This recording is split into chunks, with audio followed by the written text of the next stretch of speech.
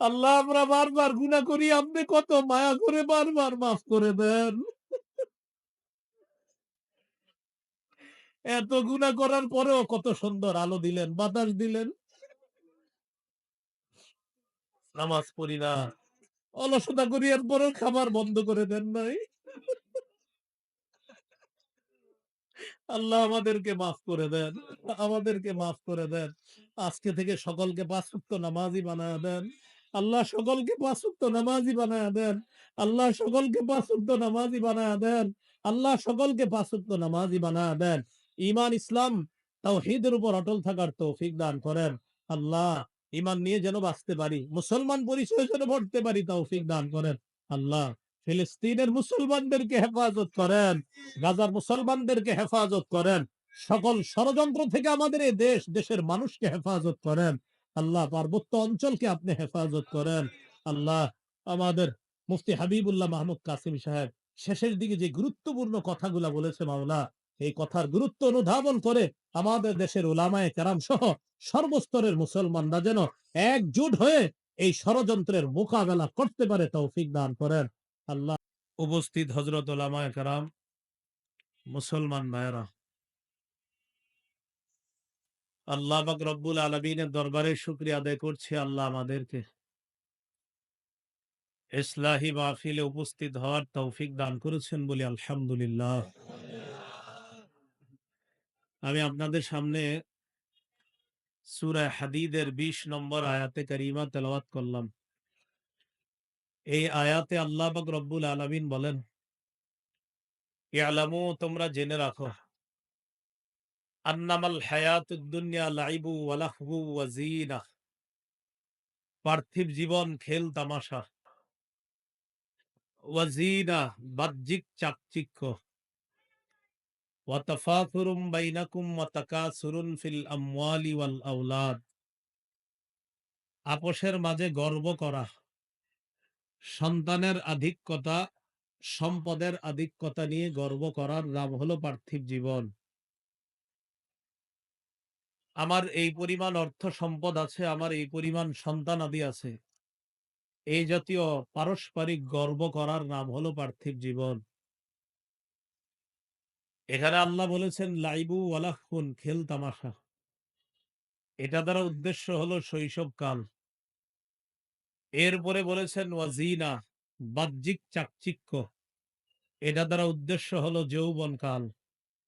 শৈশবকালে মানুষ খেলাধুলার প্রতি বেশি আগ্রহী হয়, যৌবনকালে সৌন্দর্যতার প্রতি মানুষ বেশি আকৃষ্ট হয়। এরপরে আল্লাহ বলেছেন ওয়া তাফাখুরুম বাইনাকুম ওয়া তাকাসুরুন ফিল আমওয়ালি ওয়াল আওলাদ। এটার দ্বারা উদ্দেশ্য বার্ধক্যকাল। বয়সে উপনীত হওয়ার পর মানুষ আপোষে গর্ব করে, আমার সন্তান এতজন, আমার নাতি নাতনি এতজন, আমার এতটা সন্তান অমুক দেশে থাকে, এগুলা মানুষের গর্বের বিষয় হয়ে যায়। আল্লাহ বলেন তাদের এই যে গর্ব করার বিষয়, বাহ্যিক সৌন্দর্য আর খেল তামাশার দৃষ্টান্ত কেমন? কামাসালি গাইসিন, মেঘের মতো। যেই মেঘ থেকে বৃষ্টি আসে দুনিয়াতে, আসার পর ওই বৃষ্টি থেকে উদ্ভিদ বের হয়, ফল ফলাদি ফসল বের হয়। আজাবাল কুফফারা নাবাতুহু, যেই উদ্ভিদ কৃষকদেরকে মুগ্ধ করে, বৃষ্টির পানি দ্বারা যা হয়, ঘাস, ফসল, এগুলা কৃষককে মুগ্ধ করে। সুম্মা ইয়াহিজু, এরপর তা পাকে। ফাতারাহু মুসফাররা, এরপর দেখবেন আপনি তা হলুদ বর্ণ ধারণ করে, পীত বর্ণ ধারণ করে। সুম্মা ইয়াকুনু হুতামা, এই সুন্দর ফসলটাও এক পর্যায়ে চূর্ণ বিচূর্ণ হয়ে যায়। ফসলের সৌন্দর্যতা চিরদিন থাকে না, কৃষককে চিরকাল এটা মুগ্ধ করবে না। ধান হইছে অনেক সুন্দর, মাশাআল্লাহ, এটা কতদিন, কিছুদিন পর কেটে ফেলবে। আল্লাহ বলেন পার্থিব জীবনটা এমন, খেল তামাশা, বাহ্যিক সৌন্দর্য, চাকচিক্য, সন্তানের আধিক্যতা, সম্পদের আধিক্যতা নিয়ে গর্ব করা, এটা চিরস্থায়ী না। কৃষককে যেমন উদ্ভিদ এটা কিছুদিন মুগ্ধ করে, এরপর আবার শেষ হয়ে যায়। মানুষের এই পৃথিবীর জীবনে যে বাহ্যিক সৌন্দর্য আর খেল তামাশা, আপোষের সাথে গর্ব করা, এটা চিরদিন থাকবে না, এটাও একদিন শেষ হয়ে যাবে। আল্লাহ বলে এটার নামই দুনিয়া। এটার নাম কি? দুনিয়া। পার্থিব জীবন। এরপর আল্লাহ বলেন ওয়াফিল আখিরাতি আযাবুন শাদীদ ওয়া মাগফিরাতুম মিনাল্লাহি ওয়া রিদওয়ান। এই মানুষগুলার মধ্যে তারা যখন মানুষ আখিরাতে যাবে, আখিরাতে যাওয়ার পর কিছু মানুষের জন্য কঠিন আযাব থাকবে আর কিছু মানুষের জন্য থাকবে আল্লাহর পক্ষ থেকে ক্ষমা এবং সন্তুষ্টি, অর্থাৎ তারা আল্লাহর জান্নাতি হয়ে যাবে। এবার আল্লাহ সর্বশেষ ফিনিশিং এ বলতেছে ওয়ামাল হায়াতুদ দুনিয়া ইল্লা মাতাউল গুরুর। পার্থিব জীবন এটা হলো ধোঁকার কিছু উপকরণ ছাড়া আর কিছু না। এটা ধোঁকার জায়গা। এখানে মানুষ বিভিন্ন ভাবে ধোঁকাগ্রস্ত হয়। আল্লাহ আমাদের এই পার্থিব জীবনে যেন আমরা শৈশবকাল, যৌবনকাল আর বার্ধক্যকাল, ৩ কাল যদি পেয়ে যাই, আল্লাহ যদি বাঁচায় রাখে, আমরা যেন কাজে লাগাতে পারি, আখেরাত ওয়ালা জীবন গঠন করতে পারি। আল্লাহ তৌফিক দান করেন। সহিহ বুখারীর বর্ণনা ৬৪১৩ নম্বর হাদিস, কিতাবুর রিকাক, কোমল হওয়া অধ্যায়, শিরোনাম বাবুলা আইশা ইল্লা আইশুল আখিরাহ। আখিরাতের জীবন প্রকৃত জীবন। এই হাদিসের বর্ণনাকারী রাসূলুল্লাহ সাল্লাল্লাহু আলাইহি ওয়াসাল্লামের সাহাবী আনাস ইবনু মালিক রাদিয়াল্লাহু তাআলা আন, তিনি বলেন ক্বালা রাসূলুল্লাহ সাল্লাল্লাহু আলাইহি ওয়াসাল্লাম আল্লাহুম্মা লা আইশা ইল্লা আইশুল আখিরাহ ফাআসলিহিল আমসার ওয়াল মুহাজিরা। রাসূলুল্লাহ সাল্লাল্লাহু আলাইহি সাল্লাম বলেন, হে আল্লাহ, আখিরাতের জীবন প্রকৃত জীবন। আপনি আনসার আর মুহাজির সাহাবী, এই আমার আনসার মুহাজির সাহাবীদেরকে সংশোধন করে দেন, পরিশুদ্ধ করে দেন, তারা দুনিয়াতে থাকতেই যেন আখিরাত ওয়ালা জীবন গঠন করে দুনিয়া থেকে যেতে পারে। তাহলে প্রকৃত জীবন দুনিয়ার না আখিরাতের? আখিরাতের। সহিহ বুখারী ৬৪১৪ নম্বর হাদিস। এই হাদিসের বর্ণনাকারী সাহাল ইবনু সাদ আস-সাঈদী রাদিয়াল্লাহু তাআলা তিনি বলেন কুন্না মা রাসূলিল্লাহি সাল্লাল্লাহু আলাইহি ওয়াসাল্লাম ফিল খানদাক ওয়া হুয়া ইয়াহফিরু ওয়া নাহনু নানকুলু তুরাব। আমরা রাসূলুল্লাহ সাল্লাল্লাহু আলাইহি সাল্লামের সাথে খন্দক যুদ্ধে ছিলাম। খন্দক মানে গর্ত করা, খন্দক মানে গর্ত, পরিখা। সালমান ফারসি রাদিয়াল্লাহু তাআলা আনহু রাসূলুল্লাহ সাল্লাল্লাহু আলাইহি সাল্লামের একজন বিখ্যাত সাহাবী, বয়স্ক একজন সাহাবী। তিনি রাসূল সাল্লাল্লাহু আলাইহি সাল্লামকে অভিজ্ঞতার আলোকে পরামর্শ দিলেন গর্ত খনন করার জন্য, পরিখা খনন করার জন্য, যেন কাফেররা ওপাশ থেকে এই পাশে আসা কষ্টকর হয়ে যায়। তার পরামর্শক্রমে রাসূল সাল্লাল্লাহু আলাইহি সাল্লাম গর্ত খননের কাজ শুরু করলেন। ওই গর্ত খননের কাজে আল্লাহর নবীর সাহাবীদের সাথে নবী নিজেও অংশগ্রহণ করলেন। তো সাহাবী বলেন, আমরা নবীজির সাথে ছিলাম। ওয়া হুয়া ইয়াহফিরু, নবী তখন গর্ত খনন করতেছিলেন। ওয়া নাহনু নানকুলুত তুরাব, আমরা মাটি বহন করে স্থানান্তরিত করছিলাম। দেখবেন দেশ গ্রামে মাটি কাটলে একদল কাটে, আরেক দল বহন করে আরেক জায়গায় নিয়ে যায়। এটা আমরা করতেছিলাম। ওয়া ইয়ামুররু বিনা, নবীজি আমাদের আশেপাশে একটু ঘুরতে লেগছেন। প্রথমে মাটি কাটেন, আবার কিছুক্ষণ ঘুরেন, দেখে আমরা কাজ কেমন করি। আমাদের কাজের গতি বাড়ানোর জন্য আল্লাহ রাসূল আল্লাহর কাছে বললেন, আল্লাহুম্মা লা আইশা ইল্লা আইশুল আখিরাহ ফাগফির লিল আনসারি ওয়াল মুহাজিরা। আল্লাহ, আখিরাতের জীবন প্রকৃত জীবন। আমার আনসার মুহাজির এই সাহাবীরা কত কষ্ট করতেছে, আল্লাহ আমার আনসার মুহাজির সাহাবীদেরকে আপনি মাফ করে দেন। তাহলে বলেন প্রকৃত জীবন কোনটা? আখিরাতের। প্রকৃত জীবন কোনটা? আখিরাত। আখিরাতের জীবন যে আপনি গঠন করবেন দুনিয়াতে থাকতে, এর অর্থ হলো দুনিয়াতে হালাল ভাবে আপনি চলবেন, হালাল কামাই করবেন, বাকি আখিরাত সামনে রাখবেন। এটা হলো আখিরাতের জীবন। একটা বর্ণনা শুনলে বিষয়টা সহজে স্পষ্ট হবে। সহিহ বুখারীর ৬৪১৭ নম্বর হাদিসের অধীনে আলী রাদিয়াল্লাহু তাআলা আনহুর একটি বক্তব্য ইমাম বুখারী রাহমাতুল্লাহ আলাইহি আনছেন। আন আলী ইবনে আবি তালিব রাদিয়াল্লাহু তাআলা আনহু قال ইরতাহালাতিদ দুনিয়া মুদবিরাতান ওয়ারতাহালাতিল আখিরাতু মুকবিলা। আলী রাদিয়াল্লাহু তাআলা আনহু বলেন, দুনিয়া পিছিয়ে যাচ্ছে, পিছনের দিকে যাচ্ছে, আখিরাত এগিয়ে আসতেছে। দুনিয়া পিছনের দিকে যাচ্ছে মানে দুনিয়ার আয়ু ফুরিয়ে আসতেছে।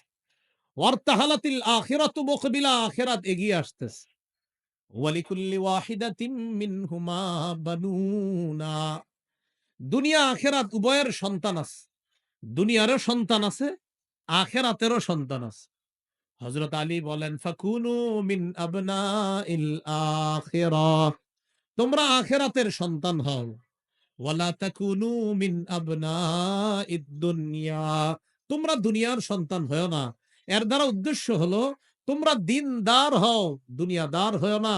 তাহলে দুনিয়া আখেরাত এই দুইটার উদাহরণ দিলেন হযরত আলী।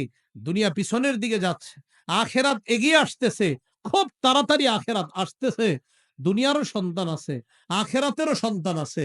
দুনিয়ার সন্তানরা এরা হলো দুনিয়াদার, আখেরাতের সন্তান এরা দুনিয়াতে থাইকা এরা হলো দিনদার। দিনদার কারা? যে যারা দুনিয়াতে থাইকা হালাল ভাবে দুনিয়া কামাবে ঠিক, কিন্তু আখেরাত ভুলবে না, তারা হলো দিনদার। আর যারা দুনিয়া কামায় আখেরাত ভুলে যায়, তারা হলো দুনিয়াদার। তাহলে দুনিয়া বৈধভাবে কামাবেন কিন্তু আখেরাত ভুলবেন না, এটা দিনদার। কিন্তু দুনিয়া কামাই করতে গিয়ে আখেরাত ভুলে গেলেন, এটা দুনিয়াদার। আল্লাহ আমাদের সকলকে আখেরাতের সন্তান, দিনদার হওয়ার তৌফিক দান করুন। আরেকটা হাদিস শুনলে স্পষ্ট হবে বিষয়টা। সহিহ বুখারীর ৬৪২৫ নম্বর হাদিস। এই হাদিসটা শোনার আগে দুইজন সাহাবীর নাম আগে মুখস্থ করতে হবে আপনারা। বলেন আমার সাথে, আবু উবায়দা। একটু মুখস্থ রাখলে চলবে, আমি পুরাটা বলি, যদি পারেন কেউ পুরাটা মুখস্থ রাখেন। বাকি পুরাটা হলো আবু উবায়দা ইবনুল জাররাহ। পুরা নামটা আবু উবায়দা ইবনুল জাররাহ। আপনারা খালি আবু উবায়দা মনে রাখলেই হবে। আরেকজন সাহাবী বলেন আলা, তারও একটা পুরা নাম আছে, আলা ইবনুল হাজরামি। কি নাম? আলা ইবনুল হাজরামি। তো যাও, দুইজনের নামটা হলো, একজনের নাম আবু উবায়দা ইবনুল জাররাহ। আপনারা সাধারণ যারা আছেন শুধু আবু উবায়দা মনে রাখলে হবে। আর আরেকজনের নাম আলা ইবনুল হাজরামি, তার নামটা পুরাটা যদি স্মরণ না থাকে শুধু আলা মনে রাখলে হবে। হাদিস বুঝার আগে আগে একটু বুঝেন। বাহরাইনের নাম শুনছেন না সবাই? অনেকে বাহরাইন থাকে। বাহরাইনের অধিবাসীর সাথে রাসূল সাল্লাল্লাহু আলাইহি সাল্লামের একটা চুক্তি হইছে। সন্ধি চুক্তি করার পর ওই বাহরাইনের গভর্নর বানায়া দিলেন নবী তার এক সাহাবীকে। ওই সাহাবীর নাম আলা ইবনুল হাজরামি। গভর্নরের কাজ হলো তিনি মুসলমানদের পাশাপাশি অমুসলিম যারা আছে তাদেরও জানমালের নিরাপত্তা দিতে হবে। এটা হলো সন্ধি চুক্তির একটা শর্ত থাকে। আর অমুসলিম যারা বসবাস করবে তারাও ট্যাক্স দিতে হবে বছরে বছরে, যেটা আমরাও এখনো দেওয়া হয়, ট্যাক্স নিয়ম এখনো আছে। এটাকে বলা হয় জিজিয়া, কর, ট্যাক্স। নবী কি করলেন? ওই ট্যাক্স আনার জন্য নবীর সাহাবী ওই যে আবু উবায়দা ইবনুল জাররাহ তাকে পাঠাইছেন। এবার বুঝে আসছে তো কথাটা? বাহরাইনের গভর্নর বানাইছে আলা রাদিয়াল্লাহু তাআলা আনহু। আর ওই গভর্নর যে ট্যাক্স উঠাবে, এই ট্যাক্স আনার জন্য নবী পাঠাইছেন আবু উবায়দা ইবনুল জাররাহ। এবার হাদিসটা শুনেন। সহিহ বুখারীর ৬৪২৫ নম্বর হাদিস। এই হাদিসের মধ্যে আসছে আন্না রাসূলুল্লাহ সাল্লাল্লাহু আলাইহি ওয়াসাল্লাম বাআসা আবা উবাইদা ইবনুল জাররাহ ইলাল বাহরাইন ইয়াতি বিজিজিয়াতিহা وقد صالح رسول الله صلى الله عليه وسلم أهل البحرين وأمر عليهم العلاء بن الحزرمي। রাসূলুল্লাহ সাল্লাল্লাহু আলাইহি সাল্লাম তার সাহাবী আবু উবায়দা ইবনুল জাররাহকে বাহরাইনে পাঠাইলেন কর আনার জন্য, ট্যাক্স আনার জন্য। বাহরাইনের গভর্নর নবী বানিয়েছিলেন যেই সাহাবীকে, তার নাম আলা। আবু উবায়দা ইবনুল জাররাহ বাহরাইন গেলেন, ট্যাক্স নিলেন, নেওয়ার পর আবার বাহরাইন থেকে মদিনায় চলে আসলেন। মদিনায় আসার পর রাতের বেলা তিনি মদিনায় এসে উপস্থিত হয়েছেন। মানে রাতের বেলা বলতে এমন সময় আসছে যে একটু পরেই ফজরের নামাজ। একটু পরে কি নামাজ? যেমন আজকে আমি ঢাকা যেও ফজর পাবো না আমার মনে হচ্ছে, এই জন্য কোথাও ফজর পড়তে হবে। হ্যাঁ, এই জন্য সময়ের প্রতি খুব গুরুত্ব রাখা দরকার আসলে। যাই হোক, আল্লাহ আমাদেরকে বোঝার তৌফিক দান করেন। রাসূলুল্লাহ সাল্লাল্লাহু আলাইহি সাল্লামের সাহাবী আবু উবাইদা ইবনুল জাররাহ তিনি আসলেন মদিনায়। সামিয়াতিল আনসার বিকুদুমিহি, আনসাররা তার আগমনের সংবাদ শুনছে যে আবু উবাইদা মাল নিয়ে আসছে বাহরাইন থেকে মদিনায়। ফাওয়াফাতহু সালাতাস সুবহি মা রাসূলিল্লাহি সাল্লাল্লাহু আলাইহি ওয়াসাল্লাম, আনসারগণ নবীজির সাথে ফজরের নামাজে অংশগ্রহণ করছে। ফালাম্মান সারাফা, নবী যখন সালাম ফিরাইছে, তাআররাদু লাহ, সব সাহাবীরা নবীর সামনে গিয়ে বসছে। সালাম ফিরানোর পর সবাই নবীর সামনে গিয়ে বসছে। ফজরের পরে দেখবেন আমাদের দেশের ইমাম সাহেবরাও মুসল্লিদের দিকে মুখ করে বসে, তো নবীও মুসল্লিদের দিকে মুখ করলেন আর সাহাবীরা একদম নবীর সামনে গিয়ে বসছে। ফাতাবাসসামা রাসূলুল্লাহ সাল্লাল্লাহু আলাইহি ওয়াসাল্লাম হিনা রাআহুম, নবী তার সাহাবীদেরকে দেখে একটা মুস্কি হাসি দিলেন। সবাই একটা মুস্কি হাসি দেন। হ্যাঁ, কি হাসি? মুস্কি হাসি দেওয়া নবীজির সুন্নাত। আকসারা তাবাসসুমান, সবসময় একটা মুস্কি হাসি চেহারায় লেগেই থাকতো। সুবহানাল্লাহ। একটা মুস্কি হাসি দিলেন সাহাবীদেরকে দেখে। বলেন তো কেন হাসছে? মানে বুঝাইতেছে, ও সম্পদের কথা শুনছো, এইজন্য আমার কাছে কাছে এসে বসছো, ঠিক না? এরকম। হ্যাঁ, নবীজিও বলতেছে দেখেন, আযুন্নুকুম সামি'তুম বিকুদুমি আবি উবাইদা ইবনুল জাররাহ, আমার ধারণা তোমরা আবু উবায়দার আগমনের সংবাদ শুনেছো। আন্নাহু জাআ বিমালিন, আর সে কিছু সম্পদ দিয়ে আসছে, এটা শুনছো, তাই সালাম ফিরানোর সাথে সাথে আমার সামনে এসে বসছো, ঠিক না? সাহাবীরা সবাই বললেন, ক্বালু আজাল ইয়া রাসূলুল্লাহ, হুজুর জি এজন্যই বসছি, আপনার সামনে আইসা এজন্য বসছি। এবার নবীজি যে কথাগুলা বললেন গুরুত্ব দেন। নবী বললেন, আবশিরু ওয়া আম্মিলু মা ইয়াসুররুকুম, সুসংবাদ গ্রহণ করো, আশা করো ওই জিনিসের যা তোমাদেরকে আনন্দ দিবে। সুসংবাদ গ্রহণ করো, ওই মালের আশা করো যেই মাল তোমাদেরকে আনন্দ দিবে। তাহলে এখান থেকে বোঝা যায় মালের জন্য নবীর সামনে সাহাবায়ে কেরাম আশাটা দোষণীয় না, মাল বৈধভাবে গ্রহণ করাটা দোষণীয় না। এখান থেকে বোঝা যায় নবী বলছে সুসংবাদ গ্রহণ করো এবং যেই মাল তোমাদেরকে আনন্দ দিবে এই জন্য তোমরা আশাবাদী হও। তাহলে এই হাদিস থেকে বোঝা যায় বৈধ সম্পদের জন্য আশাবাদী হওয়া এটা দোষণীয় নয়। এতটুকু বুঝছেন তো সবাই? বিসমিল্লাহ, আল্লাহুম্মা লাকাল হামদু ওয়া লাকাশ শুকরু। এরপর নবী বলেন, মাল ফাকরা আখশা আলাইকুম, শোনো তোমরা, আমি দুনিয়া থেকে বিদায় নেওয়ার পর তোমরা দারিদ্রতার মধ্যে পড়ে যাবা এই আশঙ্কা আমি করি না, তোমরা দরিদ্র হয়ে যাবা এই আশঙ্কা আমি করি না। ওয়ালাকিন আখশা আলাইকুম আন তুবসাতা আলাইকুমুদ দুনিয়া কামা বুসিতাত আলা মান কানা ক্বাবলাকুম ফাতানাফাসুহা কামা তানাফাসুহা, তোমরা দারিদ্রতার মধ্যে পড়ে যাবে এই আশঙ্কা আমি করি না। আমার আশঙ্কা, আমি পৃথিবী থেকে বিদায় নেওয়ার পর তোমাদের সামনে দুনিয়া এমন ভাবে বিছিয়ে দেওয়া হবে যেমন তোমাদের পূর্ববর্তীদের কাছে দুনিয়া বিছিয়ে দেওয়া হয়েছে। ফাতানাফাসুহা কামা তানাফাসুহা, তাদের সামনে দুনিয়া বিস্তৃত করে দেওয়ার পর, দুনিয়া ব্যাপকভাবে দেওয়ার পর তারা দুনিয়া পাওয়ার জন্য দুনিয়ার প্রতিযোগিতায় যেইভাবে লিপ্ত হয়েছে, তোমরাও দুনিয়া পাওয়ার আশায় এইভাবে লিপ্ত হয়ে যাবা। ওয়া তুলহিয়াকুম কামা আলহাতহুম, আর দুনিয়া তাদেরকে যেমন আখেরাত ভুলিয়ে দিয়েছে তোমাদেরকেও দুনিয়া আখেরাত থেকে বিমুখ করে দিবে, আমি নবীর এই আশঙ্কা হয়। তাহলে কি শিখলাম হাদিস থেকে?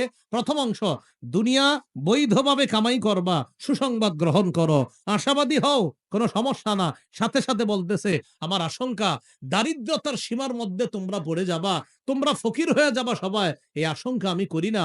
আমি আশঙ্কা করি দুনিয়া এত বেশি তোমাদের সামনে আসবে যেমন অতীতের উম্মতের সামনে এসেছে, আসার পর তারাই দুনিয়া কামাই করতে গিয়ে আখেরাত থেকে বিমুখ হয়ে গিয়েছে, তেমনি তোমাদেরকেও দুনিয়া আখেরাত থেকে বিমুখ করে দিবে, এই ভয় আমার হয়, এই আশঙ্কা আমার হয়। এখন আপনারা বলেন, দুনিয়া পেয়ে মানুষ আখেরাত ভুলে যাওয়া এই জাতীয় সংখ্যা কম না অনেক বেশি? দুনিয়া পায় আখেরাত ভুলে যায়। এই কথাটা আল্লাহ 25 পারা শুরু পৃষ্ঠায় বলছে। وَإِذَا أَنْعَمْنَا عَلَى الْإِنسَانِ أَعْرَضَ وَنَأَىٰ بِجَانِبِهِ وَإِذَا مَسَّهُ الشَّرُّ فَذُو دُعَاءٍ عَرِيضٍ।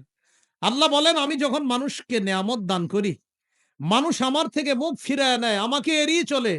সূরা হামিম আস-সাজদা 51 নম্বর আয়াত। হাফিজি কোরআন মাজিদ 25 পারা 1 নম্বর পৃষ্ঠা। সূরা হামিম আস-সাজদার 51 নম্বর আয়াত। আল্লাহ বলেন, ওয়াইদা আনআমনা আলাল ইনসান, আমি যখন মানুষকে নেয়ামত দান করি, আ'রাদ, মানুষ আমার থেকে মুখ ফিরিয়ে নেয়, ওয়া নাআ বিজানিবি, ও আমারে পাশ কাইটা চলে। দেখেন কি কথা বলে আল্লাহ। আমি যখন ওরে নেয়ামত দেই, ও আমার থেকে মুখ ফিরায় নেয়, আমারে পাশ কেটে চলে, ও আমার থেকে বিমুখ হয়ে যায়।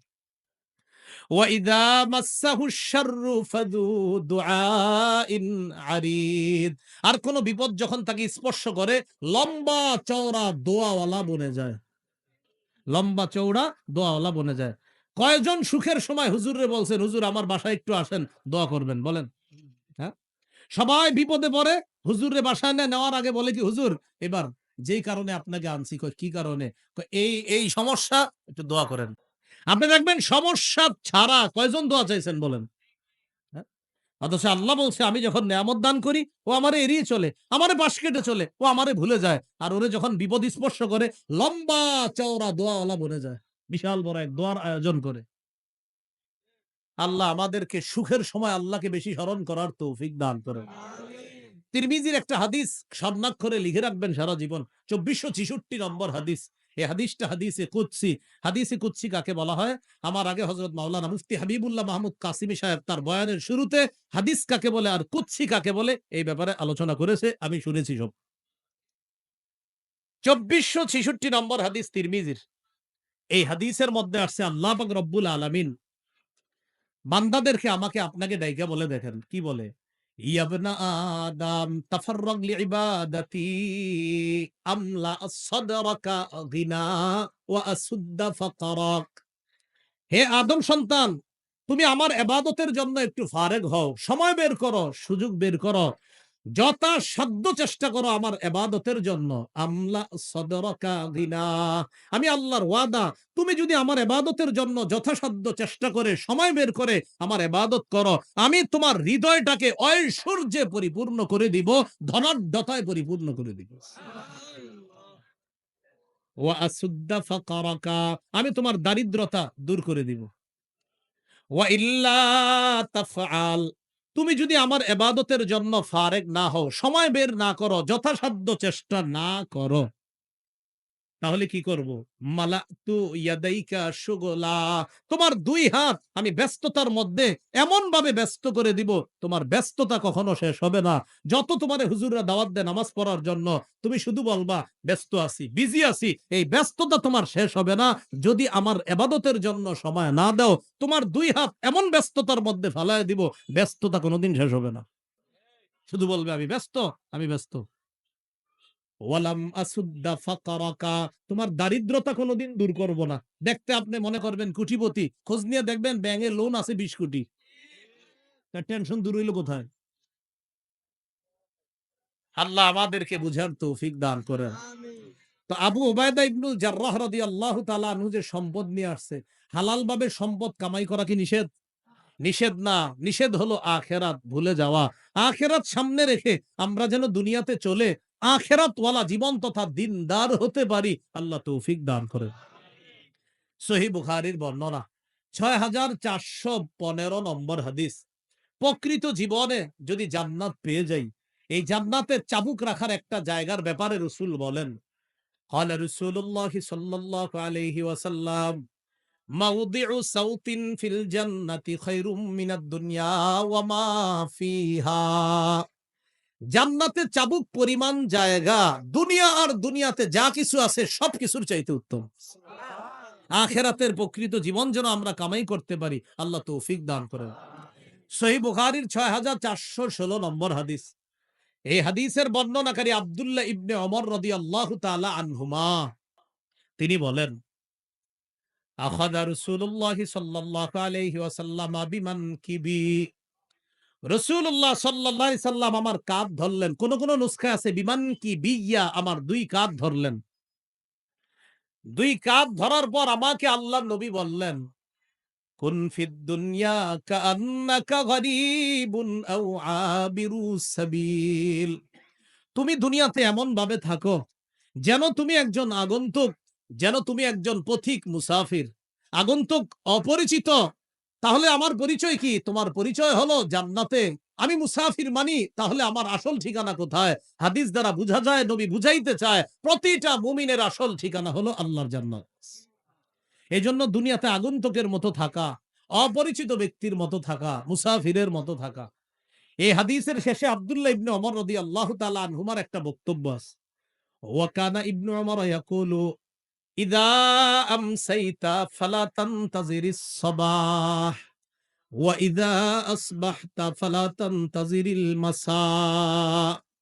আব্দুল্লাহ ইবনে ওমর বলেন, যখন তুমি সন্ধ্যায় উপনীত হও সকালের অপেক্ষা করো না, যখন তুমি সকালে উপনীত হও সন্ধ্যার অপেক্ষা করবা না। ওয়াখুজ মিন সিহহাতিকা লিমারাদিকা, তুমি সুস্থ অবস্থায় অসুস্থ অবস্থার জন্য কিছু গ্রহণ করে নাও। ওয়া মিন হায়াতিকা লিমাউতিকা, তুমি জীবন থাকতে মরণের অবস্থার জন্য কিছু গ্রহণ করে নাও। এর মানে অসুস্থ হইলে ইবাদত করতে চাইলেও করতে পারবা না বেশি, তাই সুস্থ থাকতে বেশি ইবাদত করো, যেন অসুস্থ অবস্থায় তোমার সওয়াব বন্ধ না হয়। আপনারা এটা বিশ্বাস করেন না? অসুস্থ অবস্থায় যদি সুস্থ অবস্থায় যদি ইবাদত করি, করতে করতে মনে করেন অসুস্থ হয়ে গেলাম, এই মুহূর্তে যদি ইবাদত নাও করতে পারি, আল্লাহ সওয়াব বন্ধ করবে না। সুবহানাল্লাহ। একটা হাদিস শোনেন, তাহলে বিষয়টা স্পষ্ট হবে, বিশ্বাস হবে আপনাদের। মুসনাদে আহমদ হাদিসের কিতাব ৬৮৯৫ নম্বর হাদিস। এই হাদিসের মধ্যে আসছে, ক্বালা রাসূলুল্লাহ সাল্লাল্লাহু আলাইহি ওয়াসাল্লাম, ইন্নাল আবদা ইযা কানা আলা তরিকাতিন হাসানাতিন মিনাল ইবাদাহ। কোন বান্দা যখন ইবাদতের উত্তম একটা পদ্ধতি গ্রহণ করে, গ্রহণ করার পর এক বান্দা প্রতিনিয়ত ভালো ভালো ইবাদত করে, সুম্মা মারিদ, হঠাৎ অসুস্থ হয়ে গেছে। কিলা লিল মালাকিল মুআক্কালি বিহি, অসুস্থ হয়ে যাওয়ার পর তার সাথে নিয়োজিত যে ফেরেশতা তার সওয়াব লেখে, আমলনামা লেখে, ওই ফেরেশতাকে আল্লাহর পক্ষ থেকে বলা হয়, উকতুব বিমিসলি আমালিহি ইযা কানা তলিকা। আমার বান্দা তো কম দেই না, আমার বান্দা অসুস্থতার কারণে যে ইবাদতটা এতদিন করত এখন করতে পারে না, সমস্যা নাই ফেরেশতা, তোমরা সওয়াব লেখা বন্ধ করবে না, লিখতে থাকো সওয়াব। এই হাদিস থেকে আমরা শিখলাম প্রিয় ভাইয়ারা, অসুস্থ অবস্থার আগে সুস্থ অবস্থার সময় কিছু গ্রহণ করা। তাই রাসূলুল্লাহ সাল্লাল্লাহু আলাইহি সাল্লাম, মুস্তাদরাকে হাকিম বাইহাকির একটা বর্ণনা আসছে, ক্বালা রাসূলুল্লাহ সাল্লাল্লাহু আলাইহি ওয়াসাল্লাম, ইগতানিম খামসান ক্বাবলা খামসিন, ৫টি বিষয়ের আগে ৫টি বিষয়কে মূল্যায়ন করো। ১ নম্বর, শাবাবাকা ক্বাবলা হারামিক, তুমি বুড়া হয়ে যাওয়ার আগে যৌবন কালটাকে মূল্যায়ন করো। বার্ধক্যে পৌঁছার আগে যৌবন কাল মূল্যায়ন করো। দেখেন, আপনি বয়োবৃদ্ধ হয়ে যাওয়ার পর কয়েক রাকাত নফল নামাজ বেশি পড়তে চাইলেও পারবেন না, কষ্ট হইতেছে, দাঁড়াই থাকতে পারতেছেন না। আপনি বার্ধক্যে পৌঁছার পর ৪ রাকাতওয়ালা নামাজ মাঝে মাঝে আপনি স্মরণে থাকে না কি ৩ না ৪ রাকাত, কারণ এটা হতেই পারে। বয়স যখন একটা পর্যায়ে বার্ধক্যে পৌঁছে যায়, স্মরণ শক্তি মানুষের কমে যায়। তাই নবী বললেন, বার্ধক্যে পৌঁছার আগে যৌবন কালটাকে তুমি মূল্যায়ন করো।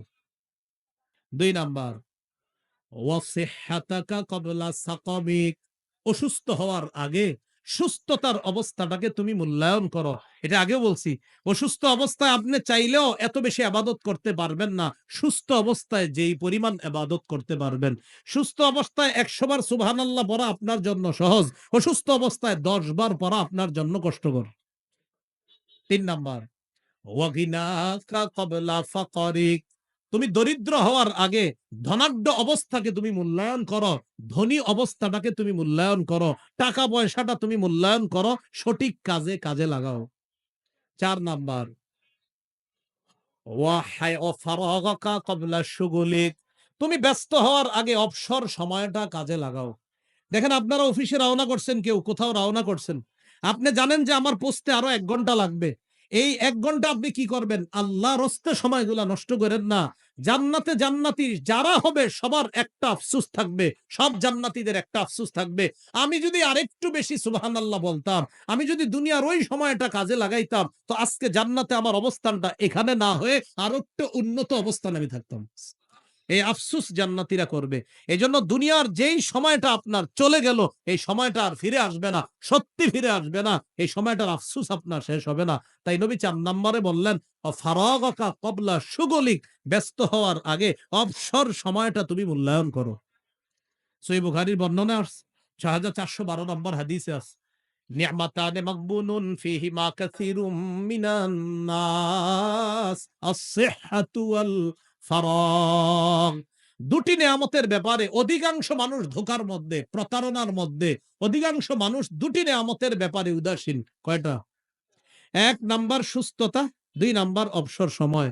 সুস্থতার নেয়ামতটা মানুষ কাজে লাগায় না, অবসর সময়টা মানুষ কাজে লাগায় না। তাই নবী বললেন ৪ নাম্বার, অবসর সময়টা কাজে লাগাও ব্যস্ত হওয়ার আগে। ৫, ওয়া হায়াতাকা ক্বাবলা মাউতিক, মরার আগে তোমার জীবনটাকে তুমি কাজে লাগাও। মরার আগে তোমার জীবনটা তুমি কাজে লাগাও। প্রিয় ভাইয়েরা, ৫টা প্রশ্ন করার আগে ২ পা নড়বে না। এটাও আমাদের মুফতি হাবিবুল্লাহ মাহমুদ কাসিম হিসাবে এই হাদিসটা আপনাদের সামনে সামান্য বলছে। আল্লাহর হাত আছে কি নাই এই কথা আলোচনা করতে গিয়ে মাখলুকের প্রশ্ন করা হবে কিয়ামতের ময়দানে। ২৪১৬ নম্বর হাদিস তিরমিজির, হযরত আলোচনাটা করছেন, লা তাজুলু কদামা ইবনি আদম হাত্তা ইউসআলা আন খামসিন। ৫ প্রশ্ন করার আগে আদম সন্তানের ২ পা নড়বে না। হযরত বুঝাইতেছিলেন এই ৫ প্রশ্নের মধ্যে আল্লাহ কেমন, আল্লাহর হাত আছে না নাই, এই প্রশ্ন কি আছে? এটা বুঝাইতেছিলেন সবাই, ঠিক না? আমি কিন্তু বয়ান শুনতেছিলাম। এই ৫ প্রশ্ন করার আগে আদম সন্তানের ২ পা নড়বে না। ১ নাম্বার, আন উমরিহি ফিমা আফনা, জীবন সম্পর্কে প্রশ্ন করা হবে, জীবন কোন কাজে কাটিয়েছে। ২ নাম্বার, ওয়া আন শাবাবিহি ফিমা আবলা, যৌবন সম্পর্কে প্রশ্ন করা হবে, যৌবন সে কোথায় বিনাশ করেছে। ৩ নাম্বার, ওয়া আন মালিহি মিন আইনা ইকতাসাবা, সম্পদ সম্পর্কে জিজ্ঞাসা করা হবে, সম্পদ সে কোথা থেকে কামাই করেছে। ৪ নাম্বার, ওয়া ফিমা আনফাকা, সম্পদ সে কোন খাতে ব্যয় করেছে, এই প্রশ্ন করা হবে। ৫ নাম্বার, ওয়া আন ইলমিহি বিমাযা আমিলা ফিমা আলিমা, এলেম সম্পর্কে জিজ্ঞাসা করা হবে, ওয়াজ মাহফিলে আইসা যা জানছেন তা মানছেন কিনা, এই ব্যাপারে হবে ৫ম প্রশ্ন। এই যে ওয়াজ মাহফিলে আসছেন না আপনারা, যা জেনেছেন তা মেনেছেন কিনা, এই প্রশ্ন হবে ৫ নাম্বার। তো বলছিলাম, দুনিয়ার জীবন আসল জীবন না, প্রকৃত জীবন আখেরাতের জীবন। এই আখেরাতের প্রকৃত জীবনটা যেন আমরা সবাই গ্রহণ করতে পারি, আল্লাহ তৌফিক দান করেন। এজন্য বলেন আমার সাথে, ধোঁকা খাওয়া যাবে না। বলেন, বলেন, দুনিয়া কামাই করতে গিয়ে ধোঁকায় পড়া যাবে না। ধোঁকা হলো আখেরাত ভুলে যাওয়া। তাহলে দুনিয়া কামাই করা দূষণীয় না, হালাল ভাবে কামাই করা দূষণীয় না, বাকি কামাই করতে গিয়ে ধোঁকা খাওয়া যাবে না। হুজুর ধোঁকা খাওয়া কি? দুনিয়া কামাই করতে গিয়ে আখেরাত ভুলে যাওয়া, এটা ধোঁকা খাওয়া। সহিহ বুখারী একটা হাদিস শুনেন, ৬৪৩৩ নম্বর হাদিস। এই হাদিসের বর্ণনাকারী উসমান ইবনে আফফান রাদিয়াল্লাহু তাআলা, তার থেকে হাদিসটা বর্ণনা করছেন হুমরান ইবনে আবান। এখানে অনেক ওলামা হযরত আছেন, মূল মতনে আছে আন্না আবান। ইমাম বুখারী শেষে বইলা দিছে এই ইবনে আবান দ্বারা উদ্দেশ্য হুমরান ইবনে আবান। এই হুমরান ইবনে আবান বলেন, আতাইতু রাসূলুল্লাহ আতাইতু উসমান ইবনে আফফান বিতুহুরিন, আমি হযরত উসমান গনির কাছে ওযুর পানি নিয়ে আসলাম। ওয়া হুয়া জালিসুন আলাল মাকআইদি, তিনি আসনে বসা ছিলেন। ওযুর পানি নিয়ে আসার পর আমি তাকে দিলাম, তিনি ওযু করতে লাগলেন। ফাতাওয়াদ্দা ফাআহসানাল উযুআ, সুন্দরভাবে ওযু করলেন। ওযু করার পর হযরত উসমান বললেন, রাআইতুন নাবিয়্যা সাল্লাল্লাহু আলাইহি সাল্লাম তাওয়াদ্দা, আমি নবীজিরে ওযু করতে দেখছি, ফি হাযাল মাজলিসি, এই মজলিসে, এই বৈঠকে, এখানেই নবীরে আমি ওযু করতে দেখছি। ফাআহসানাল উযুআ, সুন্দরভাবে ওযু করেছেন। এরপরে শুনেন, নবী বলেছেন, মান তাওয়াদ্দা মিসলা হাযা, আমার এই ওযুর মতো আমার যেই উম্মত ওযু করবে, সুম্মা আতাল মাসজিদা, অতঃপর মসজিদে আসবে, সুম্মা রাকাআ রাকাতাইন, অতঃপর ২ রাকাত নামাজ পড়বে, সুম্মা জালাসা, এরপর বসবে, গুফিরা লাহু মা তাকদ্দামা মিন যামবি, তার আগের সব গুনাহ মাফ করে দেওয়া হবে। এটা দুখুলুল মসজিদ উদ্দেশ্য হতে পারে। আমরা এই সুন্নতটা সবাই ভুলে গেছি। অজু করে মসজিদে গিয়ে প্রবেশ করেই ২ রাকাত নামাজ, এই সুন্নাহটা সবাই ভুলে। শরীয়তপুর উলামা পরিষদের উদ্যোগে মাহফিল, উলামা হযরত সহ সবাইকে আমি উদাত্ত আহ্বান জানাই, জুমার দিন আপনারা যখন মসজিদে অনেক আগে আগে আসেন, 2 রাকাত নামাজ পড়বেন ইনশাআল্লাহ। কারা কারা পড়বো ইনশাআল্লাহ? এই হারিয়ে যাওয়া সুন্নতটা ইনশাআল্লাহ আমরা জিন্দা করবো তো ইনশাআল্লাহ। প্রায় মানুষ যাচ্ছে বসে যাচ্ছে, ঢুকতেছে বসে যাইতেছে। অনেকে তো মাশাআল্লাহ 11:30টায় চলে আসে, 11:45টায়ও চলে আসে। হুজুর তো আলোচনা শুরু করে 12:25 30 লম্বা সময় আপনি মসজিদে বসে আছেন। তো যখন ঢুকলেন, ঢুকেই 2 রাকাত নামাজ পড়বেন, নামাজের আগে বসবেন না, 2 রাকাত নামাজ পড়বেন, এরপর বসবেন। যদিও মাসালা আছে কবলাল জুমার মধ্যে ওই দুখুলুল মসজিদ তাদাখুল হবে কি হবে না সেই মাসালাও আছে, সেটা ভিন্ন কথা। আমরা শুধু এতটুকু, দুখুলুল মসজিদের আমলটা শুধু জুমার দিন না, আর অন্যান্য নামাজ আছে আপনার, যে নামাজগুলা ওই নামাজে আমরা যখন ঢুকবো, ঢুকার পর 2 রাকাত দুখুলুল মসজিদ পড়বো, বলেন ইনশাআল্লাহ। আল্লাহ আমাদেরকে তৌফিক দান করেন। এরপরে কবলাল জুমা 4 রাকাত এটা আদায় করলেন। যদিও মুফতিয়ানে কেরাম বলেন যে কবলাল জুমার মধ্যেই দুখুলুল মসজিদ তাদাখুল হবে কি হবে না এই নিয়ে তাদের চমৎকার আলোচনা আছে। আমি আবার ফিকহি আলোচনা করি না, এটা আমাদের আবরার ভাইয়ের আলোচনা। মাশাআল্লাহ, আল্লাহ তৌফিক দান করেন, হায়াতে বরকত দান করেন। তো বলছিলাম রাসূলুল্লাহ সাল্লাল্লাহু আলাইহি সাল্লাম বলেন, আমার মতো ওযু করবে, করার পর মসজিদে যাবে, যাওয়ার পর 2 রাকাত নামাজ পড়বে, নামাজ পড়ার পর এরপর বসবে, তার আগের সব গুনাহ মাফ করে দেওয়া হবে। এরপর নবী যেটা বললেন, হাদিসের শেষে নবী বলেন, শোনো, লা তাগতাররু, তোমরা ধোঁকা খাও না। হাদিসের শেষে নবী বলেন, তোমরা ধোঁকা খাও না। এই হাদিস শুধু লা তাগতাররু দ্বারা ইমাম বুখারী তরজমাতুল বাবের সাথে শুধু লা তাগতাররু কে মিলাইছে, আর পুরা হাদিস আনছেন শুধু লা তাগতাররু কে উনি শিরোনামের সাথে মিলাইছে, যে দুনিয়ার ধোঁকায় পড়ে এমন ধোঁকা খাওয়া যাবে না যে ধোঁকা আমাদেরকে আখিরাত থেকে বিমুখ করে দেয়। তাহলে বলেন তো, ওলামা ছাড়া অন্য সাধারণরা বলেন, দুনিয়া হালাল ভাবে কামাই করা কি নিষেধ? নিষেধ কোনটা? দুনিয়া কামাই করতে গিয়ে কোনটা ভুলে যাওয়া? আখেরাত। তাহলে দুনিয়া হালাল ভাবে কামাই করা দোষণীয় না, দোষণীয় সেটা দুনিয়া কামাই করতে গিয়ে আখেরাত ভুলে যাওয়া। তাহলে আমরা আখেরাত কোনোভাবেই ভোলা যাবে না, ঠিক আছে না ইনশাআল্লাহ? এই জন্য ওলামায়ে হযরতদের অনুষ্ঠান এটা, তাদের সোহবতে বেশি বেশি যাবেন। এই জামানায় মুসলমান ভাইয়ারা যত বেশি আলেমদের সান্নিধ্যে যাবেন তত লাভ হবে। কারণ এটা এমন এক সময় চলতেছে যে সময়টা হলো আপনার বরকত হয় না। তিরমিজির বর্ণনা 2332 নম্বর হাদিসে আল্লাহ রাসূল বলেন, লা তাকুমুস সাআ হাত্তা ইয়াতাকারাবাজ জামান, কিয়ামত ততক্ষণ হবে না যতক্ষণ সময় পরস্পর সংকোচিত না হবে। নবী বলেন, হাত্তা তাকুনাস সানাতু কাশ-শাহরি, বছর হয়ে যাবে মাসের মতো, ওয়াশ শাহরু কাল জুমআ, মাস হয়ে যাবে সপ্তাহের মতো, ওয়া তাকুনুল জুমআতু কাল ইয়াউম, সপ্তাহ হবে একদিনের মতো, ওয়া ইয়াকুনুল ইয়াউমু কাস-সাআ, একদিন হবে 1 ঘন্টার মতো, ওয়া তাকুনুস সাআতু কাদ-দারমাতি বিন-নার, ঘন্টা হবে অগ্নিস্ফুলিঙ্গের মতো, আগুন হঠাৎ উপরে গেছে আবার নামছে, ঘন্টা এত তাড়াতাড়ি চলে যাবে। খতিব সাহেবদেরকে জিজ্ঞাসা করেন, জুমা আজকে পড়ায়, আবার 2 দিন পরে এসে পড়ে জুমা। হ্যাঁ, ওনাদের বিবিরা স্মরণ করায় দেয় বৃহস্পতিবারে, কালকে তো জুমা, কালকে জুমা। মানে অর্থাৎ সময় আপনার এখন বরকত পাওয়া যাচ্ছে না আপনি। এজন্য দেখবেন রমজান মাস কাটাইছি না আমরা, হঠাৎ দেখবেন প্রথম তারাবি শুরু হয়ে গেছে এরকম। তো এই জন্য আলেমদের সোহবতে যত বেশি যাওয়া যায়। সহিহ বুখারী 6434 নম্বর হাদিস, নবী বলেন, ইয়াযহাবুস সালিহুন আল আউয়াল ফাল আউয়াল, নেককাররা একে একে চলে যাবে। নবী বলেন, নেককাররা একে একে চলে যাবে। তাবকা হুফালাতুন কাহুফালাতিশ শাঈরি আও তামর, খেজুর আর জবের অব্যবহার্য অংশ যেমন, খেজুরের অব্যবহার্য যে অংশগুলা যেমন পড়ে থাকে, মানুষগুলা হয়ে যাবে এমন ওই অব্যবহার্য অংশের মতো হয়ে যাবে। দামি মানুষ দুনিয়াতে থাকবে না, নেককাররা একে একে চলে যাবে। 2020 সাল থেকে একটু দেখেন আমাদের দেশের ওলামায়ে কেরাম কি পরিমাণ, আমাদের শেখুল ইসলাম রহমতুল্লাহ আলাইহি সহ কি পরিমাণ ওলামায়ে কেরামের বিদায় 2012 থেকে আপনার শুরু হয়েছে। শেখুল হাদিস রহমতুল্লাহ আলাইহি গেলেন, 2 মাস ব্যবধানে আমিনী রহমতুল্লাহ আলাইহি চলে গেলেন। এরপর মোটামুটি অনেকদিন আমরা মুরব্বীদের মাথা হাতে ছিলাম, কিন্তু আস্তে আস্তে আপনার কাজী মুতাসিম বিল্লাহ রহমতুল্লাহ আলাইহি সহ 2020-এ আপনার অনেক মুরব্বীদেরকে আমরা হারিয়ে ফেলেছি। এই জন্য ভাই, ইয়াযহাবুস সালিহুন আল আউয়াল ফাল আউয়াল, নেককাররা একে একে চলে যাবে। তাই নেককার মানুষ দুনিয়াতে ওলামায়ে কেরাম যারা আছে তাদের সান্নিধ্যে যান, তাদের কাছে যান। ওলামা, তুলাবা, সুলাহা, আওয়াম সবার মাঝে একটা মহব্বত তৈরি করেন। খতিব সাহেবের কাছাকাছি গিয়ে বয়ান শুনবেন প্রতি জুমায়, সবার আগে আগে মসজিদে যাবেন, আজান পড়ার পর সবার আগে আগে মসজিদে যাবেন। এইভাবে আমরা প্রতিটা সময়কে আমরা মূল্যায়ন করব। বলেন সবাই ইনশাআল্লাহ। মূল্যায়ন করব তো সবাই ইনশাআল্লাহ। আল্লাহ তৌফিক দান করেন। তাহলে একটু সর্বশেষ প্রশ্ন করি, বলেন তো প্রকৃত জীবন কোন জীবন? দুনিয়া হালাল ভাবে কামাই করা নিষেধ, হালাল ভাবে কামাই করতে গিয়ে কি ভুলে যাওয়া নিষেধ? আখেরাত।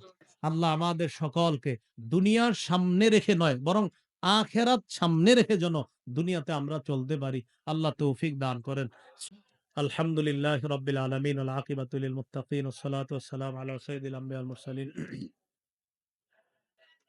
وعلى آله وأصحابه أجمعين ربنا ظلمنا أنفسنا وإن لم تغفر لنا وترحمنا لنكونن من الخاسرين رب ارحمهما كما ربياني صغيرا رب ارحمهما كما ربياني صغيرا মাবুদ মেহেরবান মাওলা, আল্লাহ মেহেরবানি করে আজকের এই মাহফিলকে আপনি কবুল করেন।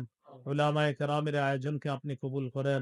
আল্লাহ উলামায়ে কেরামের এই আহ্বানে এলাকাবাসীর সর্বশ্রেণীর মুসলমানরা স্বতঃস্ফূর্তভাবে সাড়া দিয়েছে মাওলা, মেহেরবানি করে তাদের এই মোহাব্বত আপনি কবুল করে নেন। আল্লাহ উলামায়ে কেরামের সাথে তাদের এই লেগে থাকা, তাদের এই সম্পৃক্ততা, তাদের এই ভালোবাসা আরো যেন মজবুত হয় মাওলা। ভবিষ্যতে উলামায়ে হযরত যেন এই মানুষগুলাকে নিয়ে আরো বেশি বেশি কাজ করতে পারে, তৌফিক দান করেন। আল্লাহ এলাকার উলামা, তুলাবা, সুলাহা, আওয়াম সকলকে কবুল করে নেন। আল্লাহ আমার পূর্বে যারা আলোচনা করেছে, বিশেষ করে হযরত মাওলানা মুফতি হাবিবুল্লাহ মাহমুদ কাসিমি দামাত বরকাতুহুম, তিনি আমাদের এই দেশের আল্লাহ প্রথম সারির ওলামায়ে কেরামদের একজন। হযরত সহ আমাদের দেশের বুজুর্গ আলেম যারা এখনো বেঁচে আছে মাওলা, আল্লাহ তাদেরকে হায়াতে তয়্যিবা দান করেন। আল্লাহ দিনের দিন তো আমরা বুজুর্গ শূন্য হয়ে যাচ্ছি মাওলা, অভিভাবক শূন্য হয়ে যাচ্ছি মাওলা।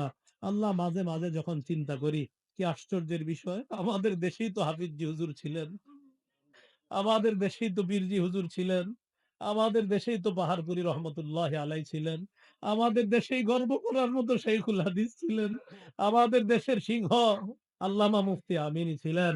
আল্লাহ আমাদের দেশের আল্লাহ প্রথিত দশা আলেমে দিন হযরত মাওলানা কাজী মুতাসিম বিল্লাহ, তিনি ছিলেন ফকিহুল মিল্লাহ। মুফতি আব্দুর রহমান রহমতুল্লাহ আলাই ছিলেন শেখুল ইসলাম। আল্লামা আহমদ শফি রহমতুল্লাহ আলাই ছিলেন কায়েদে মিল্লাত। হাফেজ মাওলানা জুনায়েদ বাবু নগরী রহমতুল্লাহ আলাই ছিলেন। আল্লাহ গর্ব করার মতো কত আলেম আমাদের দেশে ছিল মাওলা, তারা ছিলেন কিন্তু এখন নাই মাওলা। আল্লাহ মেহেরবানি করে তাদের কবরগুলা জান্নাতের বাগান বানায় দেন। আল্লাহ তাদের কবরগুলা জান্নাতের বাগান বানায় দেন। আল্লাহ আমরা তাদের রেখে যাওয়া আমানত, তাদের রেখে যাওয়া সন্তান, তারা যে ইখলাসের সাথে কাজ করছে, আমাদের মাঝে তো সেই ইখলাস নাই মাওলা। আল্লাহ আমরাও যেন ইখলাসের সাথে ঈমান ইয়াকিন নিয়ে আমরাও যেন কাজ করতে পারি, তৌফিক দান করেন। আল্লাহ এই হাদিস যখন পড়ি, আপনার নবী বলছে তাবকা হুফালা, মানুষগুলো এমন হয়ে যাবে, নেককাররা বিদায় নিতে নিতে অব্যবহার্য খেজুর আর জবের অংশের মতো মানুষ পড়ে থাকবে। আল্লাহ ওই যুগ তো আর বেশি দিন বাকি নাই, চলছেই তো এই যুগ মাওলা। মেহেরবানি করে আল্লাহ আমাদের এই হায়াতের মধ্যে আপনি বরকত দান করেন। ছোট্ট একটা জীবনে এরপরেও কত গুনাহে লিপ্ত হয়ে যায় মাওলা, মেহেরবানি করে সমস্ত গুনাহ থেকে আমাদেরকে হেফাজত করেন। আল্লাহ আমাদের দেশের উলামা, তুলাবা, সুলাহা সকলকে আপনি কবুল করে নেন। বিশেষ করে মরহুম আলহাজ শামসুর রহমান রহমতুল্লাহ আলাই, আল্লাহ তার রুহের মাগফিরাত কামনায় দোয়া চেয়েছে মাওলা। আল্লাহ তার কবরটা জান্নাতের বাগান বানায় দেন। আল্লাহ শামসুর রহমান তার কবরটা জান্নাতের বাগান বানায় দেন। তিনি সহ নারী পুরুষ যারা কবর জগতে আছে, তাদের কবরগুলা জান্নাতের বাগান বানায় দেন। আল্লাহ আপনার কাছে আমার বিশেষ একটা আবদার, আজকে যাদের সামনে বসছি মাওলা, যারা আমার সামনে বসছে মাওলা, সবার সাথে আবার জান্নাতে দেখা করায় দিয়ে আল্লাহ আমার এই আরজিটা আপনি এই মুহূর্তে কবুল করে নেন। আল্লাহ আল্লাহ এই আরজিটা আপনি কবুল করে নেন। আমরা জানি আল্লাহ আমাদের তো অনেক গুনাহ মাওলা।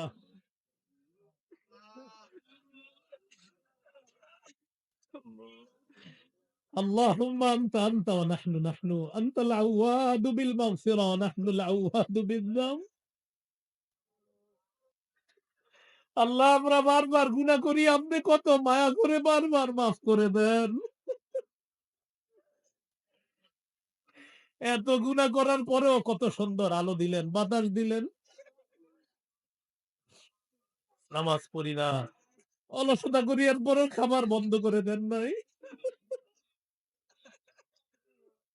আল্লাহ আমাদেরকে মাফ করে দেন, আমাদেরকে মাফ করে দেন।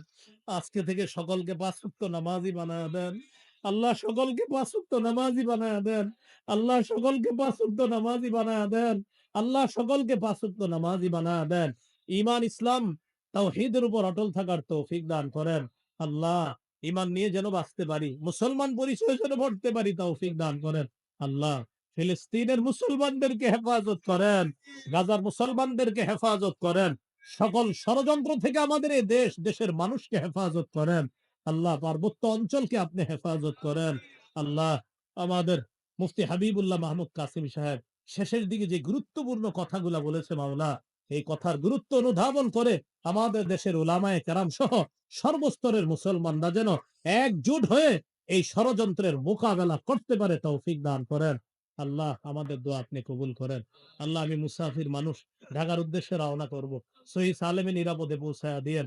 আমার মতো অনেকে তাদের গন্তব্যে রওনা করেছে, করতেছে, করবে মাওলা সকলকে নিরাপদে আপন গন্তব্যে পৌঁছায়া দেন। আল্লাহ আমাদেরকে মাফ করে দেন।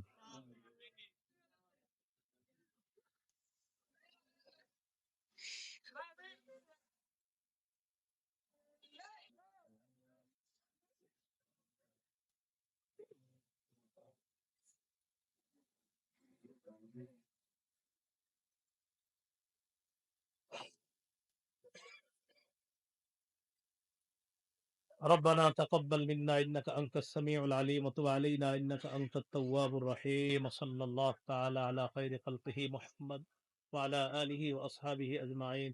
سبحان ربك رب العزة عما يصفون، سلام على المرسلين، الحمد لله رب العالمين. آمين. السلام عليكم ورحمة الله.